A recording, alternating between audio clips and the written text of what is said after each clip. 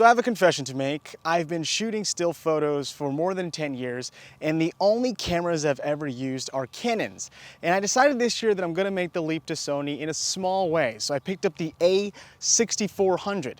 Now the thing is, after being in the Canon ecosystem for so long, all my glass, all my lenses are Canon. So I went online and I found an adapter by Altson. Now according to them, you can put your EF or EF-se lenses on the Sony mounts, and also you have access to your autofocus and also your aperture control.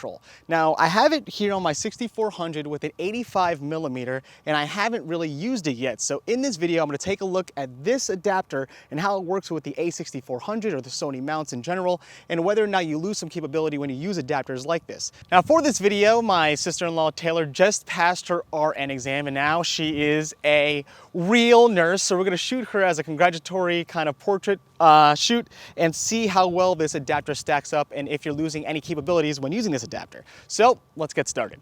Now taking a closer look at the adapter, you can see the gold pins on there for your aperture and autofocus controls. Also, there's a micro USB input for your firmware updates. Now on the side, there's a contrast and phase button you'll find, and it actually feels like it's built pretty well. But again, let's see how this works with both photo and video and see if it's worth the $100 price tag. Now also for this shoot, I'm going to be using the Godox AD200, and also I noticed that the Godox Trigger, which is made for Canon, works on Sony as well. In fact, I can show you real quick. Kind of can't see it, but there's a pop going on behind me, a flash. So I thought I'd have to update my triggers for my new Sony camera, but apparently I don't. Now I'm gonna be shooting again at an 85mm, and I'm gonna show you what they look like and see if this eye tracking and all that other good stuff works when you're using this adapter. Now if you notice, I still get eye tracking, which is really good, but I can still hear the lens hunting a little bit. I'm gonna snap a photo to see if it captures it. That looks pretty sharp. I'm gonna see if I can do it again, just to show you the eye focus, the eye auto tracking right there. You can see a little box on her face. Let's see if we can get it one more time.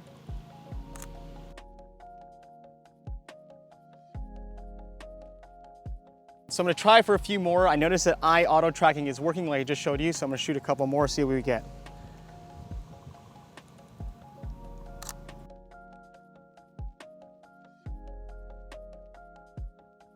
Really nice. It looks like it's in focus, which is good. And I'm shooting at f1.8, shutter 1600, and I'm getting some decent shots. So now I'm gonna move to a different location, see if we can get some more dimension. But I think it's doing pretty good. Now I hear that full bodies may be an issue with this adapter, so I'm gonna shoot a full body to see if it still can lock focus. Let's do that now. So I saw in other videos there was some issues with the eye tracking when you're at a distance, but I have my subject Taylor about 10 feet away, and you can see eye auto tracking is still working.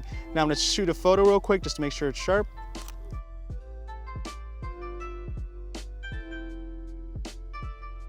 And it looks like it is. Now Taylor, will you please take like 10 steps back just so I can get a full body to see if it still catches your eye.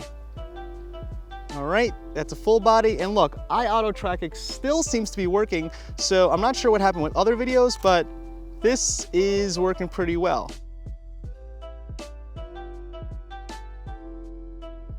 Now I'm going to switch over to video. Now I understand from this adapter there may be some issues with tracking autofocus in video mode. Now the A6400 doesn't have eye tracking in video, so that's something we can't do, but we can do just regular object tracking, and I'm going to try that now. Now I did that at home and it didn't work, but I'm going to try it in front of you to see if it does, and we'll check it out.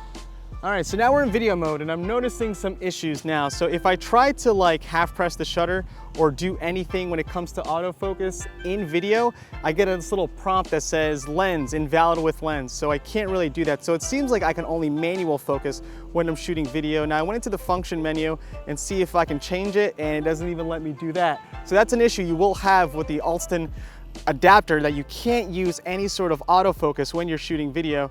Now, I can change the focus area, that's all great, but it kind of is useless if I can't actually pull any focus at all. So just keep that in mind. This isn't really for video, it's more for stills. So kind of a letdown, to be honest with you, because I was really looking forward to using this with some video, but I guess I can't. I guess I gotta stick with something else.